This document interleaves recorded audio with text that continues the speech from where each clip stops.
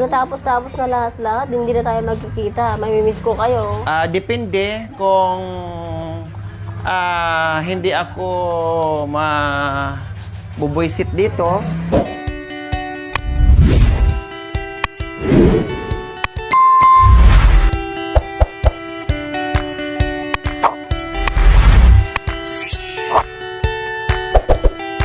So ayan po mga kabayan, kumuha si Ate Princess ng ng palanggana. Alis ka anak ko, alis ka anak ko. Oh, ayan. Oh, wow. Oh, 'di ba? Salamat po Tita Susan. Hindi na po sila mahirapan sa tubig at yung Ano yung sinilas? inodoro po Hindi lang. mga kabayan. Sa ngayon, ganyan pa talaga ang kulay niya. Grabe ang Basa. buhos dyan ng kung ano-ano. So, inutos ko na yan kay Ate Princess, no? At ni Jerome. Ay, wag ko anak ko ha. Dito lang. So, maganda na rin yung nila. Bagong flooring yan, yung CR ng mga kabayan. Sinilas, di ko lang. Yung mga tsinelas. Na marami. Na para bukas, iba na naman ang mga stuffed toys na naman. Unti-unti lang. Kasi mahirap pagsabay-sabayin. Yung mga nakatago dyan na chinilas para mailagay na natin sa shoe rack. Oo, kasi nakabili na tayo ng lagay ng mga sapatos at chinilas. Yan. Oo. Dito mo ilagay yung mga chinilas mo na. Sige, yung mga chinilas. Kung mga sapatos, ihuli na lang yan. Oo. Yan. Kasi bago natin ilagay yan sa shoe rack, malinis na.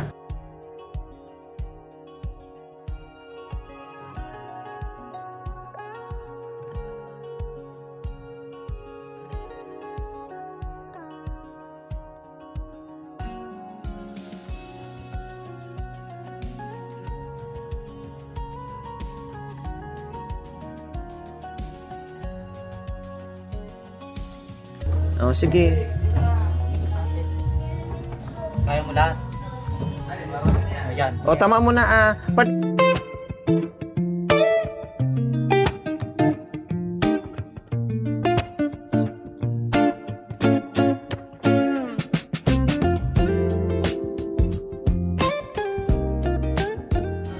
Yung walang partner, tapon mo na. Ibig sabihin, wala nang yan, hindi na mapakinabangan. Yung mga paros nito, ang natapos. Kasi sayang mga kabayan, no? Dahil malapit na ang terrace. Tapos magkakasarado na dyan, magkakaroon na ng gate. So pwede na nang ilagay doon sa terrace yan, may show rack Ito. na. Tama niyo dyan. Hindi pwedeng ilagay nila sa loob ng bahay itong mga Di mo kinita tsinelas. yung diwa? Pag hindi pa Hindi nalinisan. ako awanin. Tapi barbaro pa yun. Wala? Wala na. Tapon mo na yan. Hala, mahal. Wow. Yan ang Ang daming mga damdamin tsinelas na mga sa'yo kabayan nararamdaman. Timsong ko yan eh. Yung alin? Yan. O sige nga, sabayan mo. Yan ang damdamin na naman. Sabayan mo Alam, puso.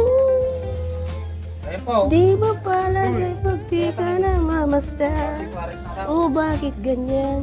Bakit bumaba ka, At Princess? maging Walang tsinelas. sa aking pagtulog. Tapi aras na to! Wala na, naitapon na yan. Andun mo sa labas. Itapon mo na tong mga O, sige na, dito na yung paa mo. Kasi magkakaroon na kayo ng gate. Kaya yung show rack, malagyan na. Tamang-tama, 2 show rack ang binili ko. O, sana yung brush mo, yung binili ko. Ito na lang ate isa. Meron pa dyan. Okay. Ayan. O, di ba?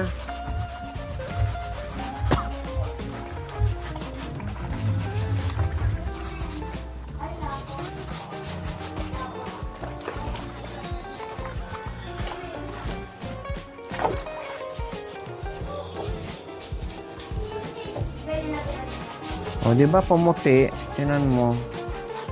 Kanino bang tsinelas yan? Kay Jerome to yan. Oh, sayang. Mga bago pa. Kailang hindi na linis. Kaya nagbumukang basura tuloy. Sinilas ng bayaw ko ito yung nagpasukan ko. Ha? Sinilas ng bayaw ko. Dinigit sa kanya. Mm-mm.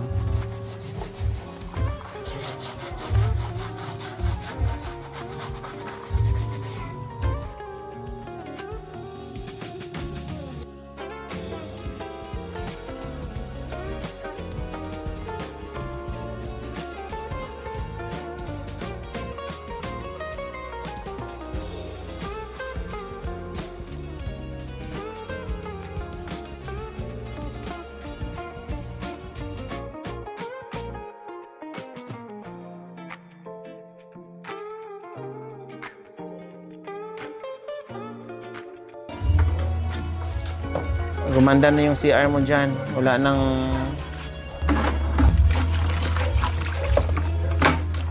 bakat-bakat na ano na nalagyan ng bagong flooring.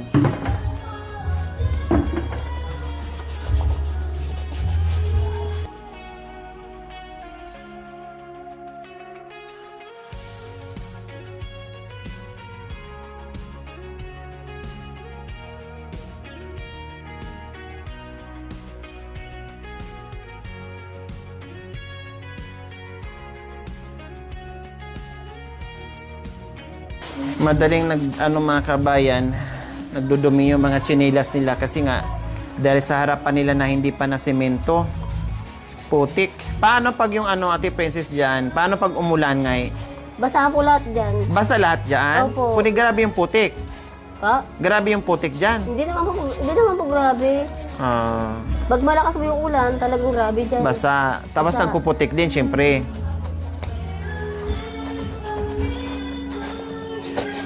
So ngayon, hindi na po mga kabayan, no? Hindi na sila magtitiis sa dyan, sa alikabok dahil natuldukan na ang alikabok. Ang problema dyan sa harapan ng bahay.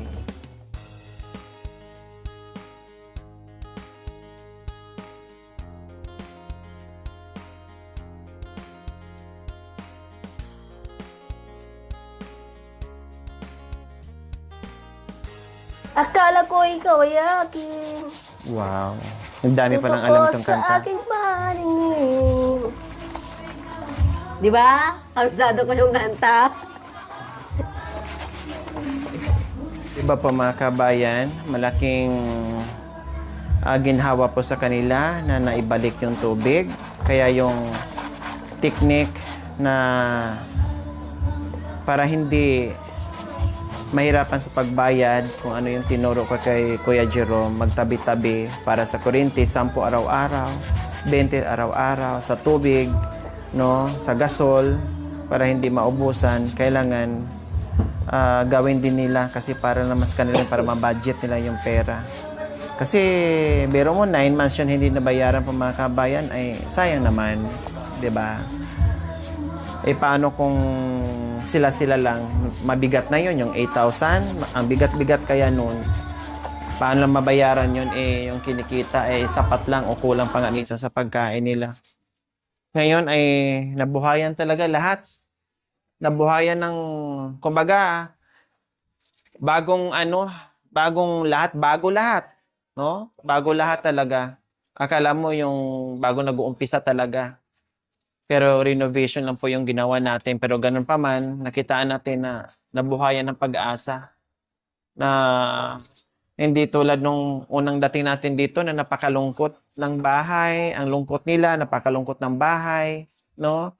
Hindi mo makitaan na masigla yung pagpasok mo. Pero ngayon iba. No? Talagang damang-dama mo yung saya at sigla sa loob ng bahay, mga kabayan. Sa madaling salita, nabuhayan ng bagong pag-asa. Kumbaga, ewan ko lang kung happy si Ate Princess sa nangyayari sa buhay niya. Hindi ko alam kung masaya sila, kung masaya ang mag-asawa sa mga nangyayari.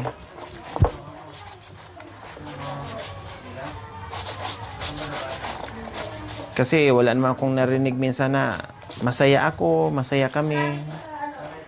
Parang malungkot sila mga kabayan sa aming pagdating sa... Ate, masaya Ay, narinig pala ako. Akala ko masaya ako kasi nandito ate, nakikita kita lagi. Sorry. Kita ko lagi ang mami kong pinakamaganda. Akala ko kasi hindi kayo masaya, kaya Masaya yung pala ako. narinig mo Malungkot pala. ako pag di kita nakikita. Lalo-lalo na yung nasa likod ko. May pinaparinggan ka, no? Isob-sob kaya kita dyan sa tubig. Wala naman kung sinabing pangalan. Ito, nasa likod ko ito. Ay, sorry pala. Ito pala nasa likod mong si Rodia. Umbag mo na naman ako dito. Iumbag mo na naman ako. Oo. Pagod na siya ako. Ay, ang ganda ng chinilas na yon. May bato. Ayun, Yan. Yan, baka pwede mong isang layan. Yan. Para magkapera tayo. Mukhang Sa akin. ang bigat ng diamante na yan na. Oo nga. Pinakilo mo na ba yan? Hindi pa. Oo. Linisin mo ng husto. Baka mamaya totoong diamante yan. Mabigat-bigat din yan na. Pinagsamba ko sa sa Manawag. Yung yan? Opo. Nakarating na kayo sa Manawag? Mm-mm. Kailan? Kasama ko yung bi- Nagsimba yung kayo. nanay ni Jerome. Yan ang sinot mo. Opo. Maganda, tinan mo, gumanda, na nalinisan mo. Sayang lang, nangungutim lang dahil, Biligay lang naman sa akin to ate. o kahit na, Nakipag ko. bigay o bili mo, galing sa pinaghirapan mo, kailangan matuto ka maging masino. Hindi naman po ako makabiling sarili kong sinelas. Wala naman po. Dapat nga magpasalamat ka kasi may nagbigay. Kaya sinopin mo. Huwag mong hayaan na madugyot yung mga gamit nyo. Buti nga mayroong nagbibigay. Pag nasira na lahat yan, tsaka ko kayo bibili. Ay, sirain ko na lahat. Hindi pa nga ako tapos eh. Sabi ko na nga ba baka sirain mo ni lahat para magkaroon ka ng bago. Hindi pa nga ako tapos, dinugtong mo kaagad.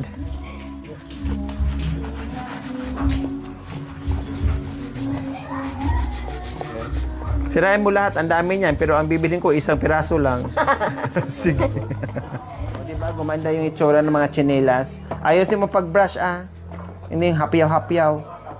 Yan, ibabad mo. Sige, lagyan mo na lahat yan para maano. Ang tunay na aking pinagmusan. Ang dahilan kung ba't ako yumaman. Wala. Oo, ganun. Oo. Libreng mangarap. Bakit ayaw mong yumaman ka? Gusto ate. Ha? Gusto. Oo. Kaya pag merong sa'yo nagsabi na mayaman, sabi mo, salamat po. Kahit wala pa, pero paparating na. O ganun na. Para mabiyayaan. Hindi lalayo yung grasya. Bakit? Ano nangyari? Ba't nakapamaywang ka bigla? Masakit sa balakang? Likod ko. Nangawit. Ayan ang tandaan mo. Para hindi mapagod ng bongga at hindi mangawit ng bongga, konti pa lang, linisin na wag antayin na isang dump truck ang lilinisin. Ako nga ang sakitan ng balakang ko kaya dito, princess, sa bahay mo. Grabe. Inubo ako, sinipon. Pero gusto ko tapusin. Ayaw ko nang paabutin ng isang linggong pag-ibig sa paglilinis. Gusto mo? Kaya sa susunod, wag na paabutin ng bongga para hindi tayo mapagod din ng bongga. Hindi ko talaga tinigilan to hanggat hindi ko nalinis ng maayos. Wala nangyari. Kasi bukas, dalawa na naman kay ni Jerome ang i-brush ko dyan. Patay. Siyempre Jerome, i-brush ka daw ni ate bukas. Okay Kaya matanggal yung mga libag mo. Okay, masarap. Pati yung nilinisin. Basta masarap. Kaya mo ba ba? Hindi na. Matay na ako dito. Ako naman. Wag na, nakakaya sa'yo. Lapit Ako na na kung lang. kailan ang patapos na, saka ka pa Hindi pwede kasi buti kung wala kang ginawa kanina dyan. Kaya ni Princess yan. Kaya ko, basta nakita ko yung sa likod ko. Oh. Lalong lumalakas. Hindi. Doon nag-ahawak. Naghawak na. Brush. Yan, kunti na lang yan. Lahat muna, magpakapagod muna tayo. And then, unti-unting linisan ng mga para hindi natin mapagod ng bongga. Maladawan naman na grade 2 yun. Ha? Ay, masa naman turog ko. Ikaw, ayos ka ba? Masasarap na naman ang tulog ko dito mayang gabi. Kasi Pag ako napagod ka. Oo. Hindi na tayo magkikita. Ano? Dito, Anong sabi mo? dito sa bahay. Pagkatapos na lahat-lahat, hindi na tayo magkikita. Mamimiss ko kayo. Depende kung hindi ako bubuisit dito. Kung laging malinis, laging nakitaan ko na malaking pagbabago, syempre matutuwa ako, mamimiss ko kayo. Pero kung laging sumasakit ang ulo ko sa kapabalik dito, uli wag na. Kung pasakitin lang ang ulo ko. Pero kung matuwa ako lagi, syempre matutuwa ako kabalik-balik dito. Bakit natanong mo yan? Parang Wala gusto lang. mo na akong palayasin. Hindi, ate. Sabi ko lang. Kasi mamimiss ko yung ate ko na tumulong sa akin. Oh, yun naman pala Huwag kang magpasaway sa akin. Dahil kung mamiss mo ako, mamiss ko rin kayo. Kaya lahat ng mga sinasabi ko, tinuturo ko, gagawin. Huwag matigas ang ulo para magsama tayo ng habang buhay. Hanggang sa hukay. Sinong mamiss mo? Ako o yung nasa likod? Kayong lahat. Maganda yung kinaklaro ko lang. Bakit nandyan naman ang asawa mo Mas matinding ibibigay na kasiyahan sa iyo kaysa sa amin. Mas masaya pag nakikita ko kay ate. O mukhang umiiyak ka na dyan. Hindi. Nandito pa ako, mukhang Napuwing umiiyak ka lang na. ako. Napuwing lang yung mata ko. Napuwing sa Sundrox. Buhusan mo kulang pa. Di na mapdi.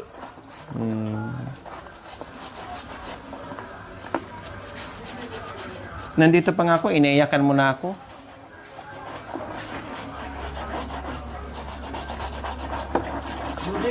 Ang ganda ng mo dyan, pagbabras, biglang naisipan mo ang tanong, ate, paano pag natapos ka na dito? Babalikan mo pa ba kami? Oh. Hindi pa nga tatapos, iniisip, namimiss mo na ako?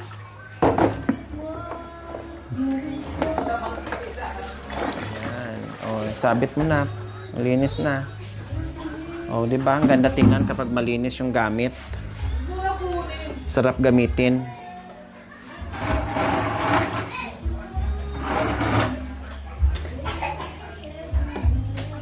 Natapos din po mga kabayan, banlawan na lang ni Ate Princess. At bukas, unti-untiin din niya yan painitan. Para lalong-lalo na yung may kunting parang may foam. Para hindi mangamoy. At siyempre, para lalong tanggal bakterya na initan ng init araw.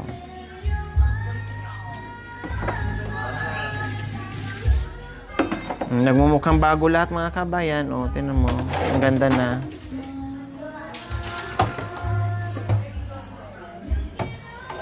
Parang ang tanong mo, parang kailan ka hindi na pupunta dito? Kasi ang ingay po pag nandito ka. Ang dami mong tinuturo. Sana matapos na yung project para hindi ka na babalik. Parang yun ang ibig mo sabihin Ate, wala naman ako sinabi ate. Hindi. Sinabi ko lang din. Parang sinabi mo, sana hindi na ako babalik.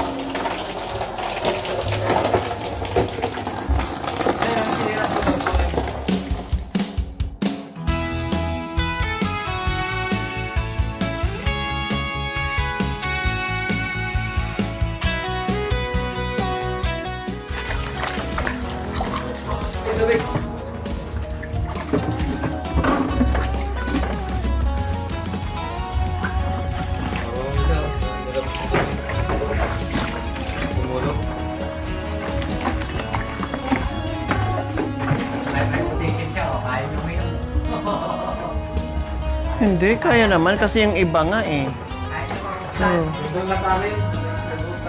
Wala ka sa bukid. Tinan mo, pinunasan nga niya Ngayon, ate, kahit na may kapansanan siya, Kaya nga turuan lang para mas lalong ma-develop yung utak niya. tinuturuan ko yan.